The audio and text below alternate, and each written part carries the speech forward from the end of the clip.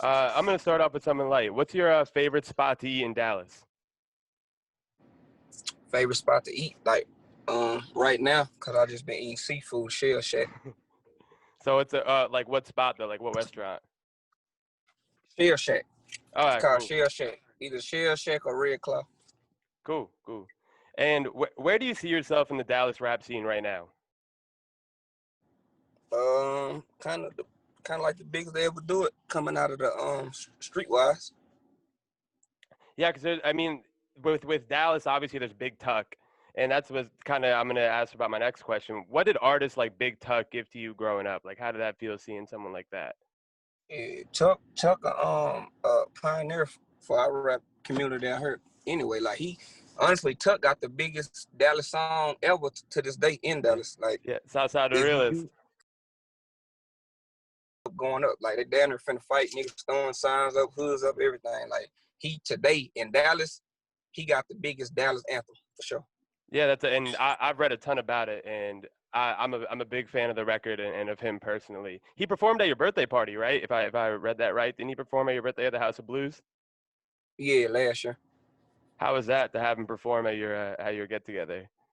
It was a blessing, man. A lot of people, I made sure a lot of Dallas people got put on the same stage as a mainstream artist. So, I felt like it was a good look for the city.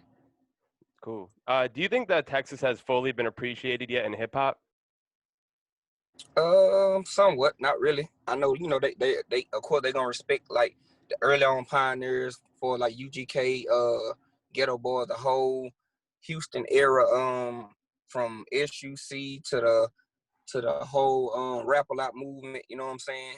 And Dallas, we had our peaks in certain like singles wise, but like they kind of ran it for us like the Texas scene. But like I feel like for sure they put on like a motherfucker. So I ain't discrediting nobody, but you know what I'm saying? Like I want it to be like how it is everywhere else, where it's like motherfuckers just study pumping out of Texas. You know what I'm saying?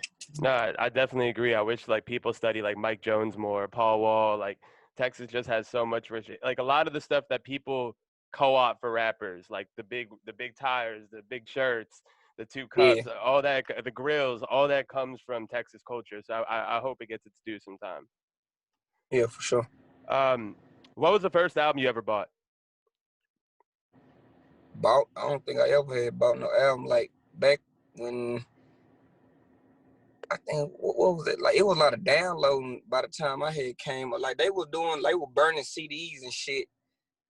So if you talking about like that, Yeah, first album you burned. That's fine too. I don't know. I used to have, I don't know. It probably was a Zero. One I know. I remember Zero. The I think what was that CD? The was the most CD done? I know for sure one of the Zeros for sure. That was the first But one. I remember like I like buying myself. It had to be like the little bootleg $3 CDs or 2 for $5 or some shit like that. Two for $3. It's gonna be like yeah, it was like some Zero or like. See, in Texas we had like a lot of CDs where it was like a lot of songs, all of them on one. You know what I'm saying? Like different DJs. I put a whole like compilation with just different songs and shit on there, like the mixtapes, like the actual mixtapes. So it had to be some shit like that too, though. Like how Screw got popping, like selling out mixtapes, Exactly. like different artists and the cassettes and stuff like that. Um, Exactly.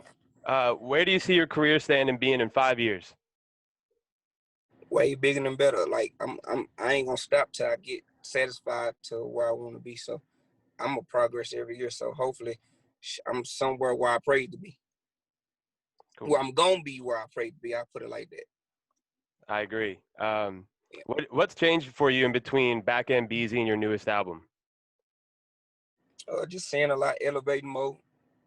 Trying to just continue just making hits, man. Like ain't too many just changes. I'm just seeing more and trying to, you know what I'm saying, think more outside the box. Just trying to elevate all the way I can. And what do you hope people get from listening to your new album? Shit, life, anything, inspiration, motivation, goddamn, that just everything. You know what I'm saying? Just something, some heartfelt, some that inspire you or ignite you. You know what I'm saying? Agreed. And I've really liked the first couple singles. The song with Doug. The song I was listening to Headlock all month. I played it on my radio show. I really like that Gunna record that just dropped. And I just was gonna ask, what makes your collaborations sound so natural? It doesn't really. They never really sound forced. It always sounds like you and the other artist meet halfway. I feel like it just be like on some like the people actually genuine fuck with a nigga, so it don't be like on them. Let me just do this for how versus like some niggas be doing something because they getting paid to do it. You know what I'm saying? This just like some genuine. I fuck with you. We gonna work. We gonna vibe. Woo, that type shit. I actually be having a relationship with them, and then it make it easier when the music actually good. You know what I'm saying?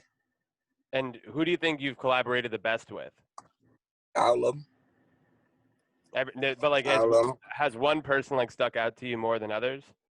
Nah, cause we all going with the same type of hunger and like just different approaches how they approach the record or just how they get their move set. That's the only reason. But we all get in there. We do countless songs. We do pick out the best ones. You know what I'm saying? It always be on that type of vibe. It don't be on the other shit. Cool. What's been the most rewarding part of your weight loss journey? Rewarding part just being able to wake. I used to have trouble waking up early. I can go to sleep a little later, still wake up early, get I have energy, work out, shit, just start my day out earlier now, get a lot of shit done versus me trying to do shit at the last minute. And what's been the most challenging part of it? Trying to back out eating chips and shit. Like chips, I got to get out the chips. I love chips for some reason. Nah, I feel you. I feel you. Those kettle chips, they're demons, bro. They'll catch up to you. Yeah, for sure. What's a lesson you've learned from being a father? A lesson, you got to have patience. Gotta have patience. Kids, repetitive. They do a lot, jump around. So it's like a new type of shit where I got somebody I got to look after now. You know what I'm saying? So you got to be patient with everything. You know what I'm saying? Sometimes I be thinking like common sense. You ain't supposed to, he ain't number 2 years old, so he don't know no better than nothing what's going on. So you just got to have patience. You think that's come out in the music? Do you think that any of the lessons you learned from fatherhood come out in your new album? Just like in life period, just got to be more patient. And I'm working on my attitude way better because I do got like the attitude problem, and I think kids kind of make you just reevaluate yourself and just make you look at yourself and just the outlook of everything now. You know what I'm saying? Just trying to better yourself. Period. You know what I'm saying? Yeah, for sure. And I read somewhere that you're a big Simpsons fan. Which Simpsons character is the closest to your personality? I'm actually not a Simpsons. I never really even watched the Simpsons, but for some reason, like when my shag and shit or whatever, I don't even know where the Bart Simpson shit came from, bro. It's just something that stuck with me. I never even. You never seen the Simpsons? Like I don't think I ever even watched the episode of the Simpsons. I just know of it because like it was popular, and then the famous dope shit by Homer. You know what I'm saying? But I don't think I ever even watched a whole episode of the Simpsons. And everybody down south puts that on their mixtape covers. They always put like Bart Simpson. I think somebody started that shit. I don't know if they trying to say I look like Bart or what the fuck it is. But I never even said that shit. Huh? Lynn told me you fuck with the Simpsons, and she showed me photos of those like Simpsons plush dolls you had at your birthday. I promise you though, like I don't know why people think that. Like you would think that because I guess like a lot of album covers or artwork, it be the Simpsons or people always putting me something about the Simpsons.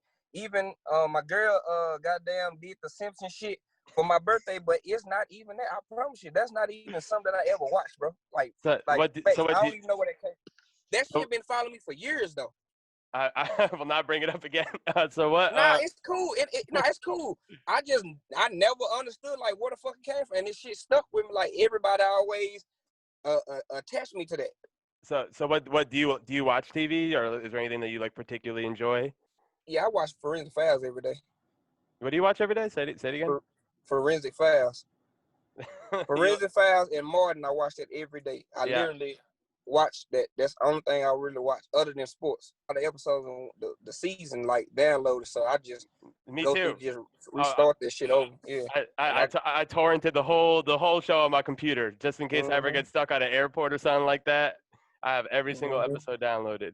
And next question, what's your favorite movie ever? Favorite movie, it got to be like Don't Be a Menace or Boys in the Hood. For sure, like Don't Be a Menace though. But like my top 3, Don't Be a Menace, Boys in the Hood, Bottle Blocking, New Jack City, shit like that. Oh my God, I was about to watch New Jack City tonight. I just got to see the Nino Brown with the champagne. How did it feel to vote for the first time? It was cool, you know. It was a different type of experience because that ain't even some shit that I just really get into. But you know what I'm saying? Like I say, as you get older, and even like I can say, just by having kids, like you'll start seeing or doing shit that you wouldn't regularly do. But as me just getting older and just seeing how the world actually is, and you know what I'm saying, me having a voice, it just make you just want to dig into some different shit. You know what I'm saying? So you gotta actually. You gotta actually, you know what I'm saying, speak for the people sometimes. Sometimes you gotta be the person who bring people outside the box. So I felt like that was a situation that I would gladly to be a part of. But you know, it was just something new, some shit I ain't never got into. And what lesson did you learn from like working with your community during that time?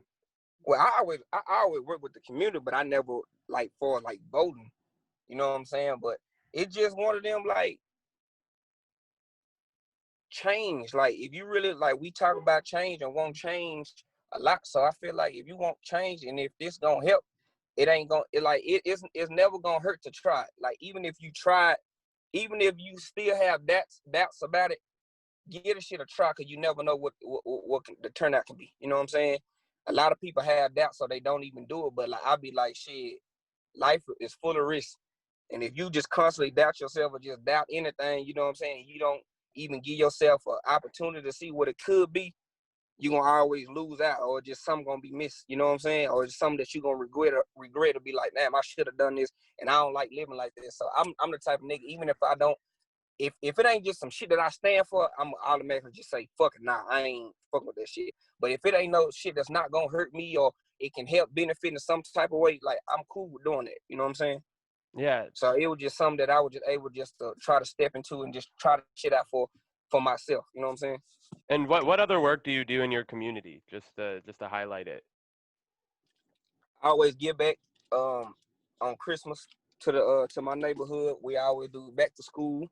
I don't really do like Thanksgiving, but I know like 2 years, like for sure, like we two times out the year we do Christmas and back to school. Cool. That's really nice to see. Yeah. And my last question is, what has 2020 taught you? Man, you gotta be safe, move right, move correctly, pray. You gotta, most importantly, you gotta pray even more because stuff's so wicked and just life right now just like kind of crazy with everything that just be going on. So bro, you just gotta be thankful and grateful and be appreciative for everything that you have because we living in a crazy time, man. It's like you just never know. You know what I'm saying? So you just really gotta be grateful and appreciate everything you got. Just able just move around, just able just to go to the store is you got to be grateful for that because shit, we were locked down. It feel like it was in jail. You know what I'm saying? It's shit. You get stripped of your freedom when you supposed to be able to live like you want to live. You know what I'm saying? So it's just basically, bro, just being grateful. Cool. Like I already be grateful, but just make you appreciate shit even more though. Cool. Well, that's all I got for you today. Thank you, man. Appreciate it. Can't wait to hear the album. For sure.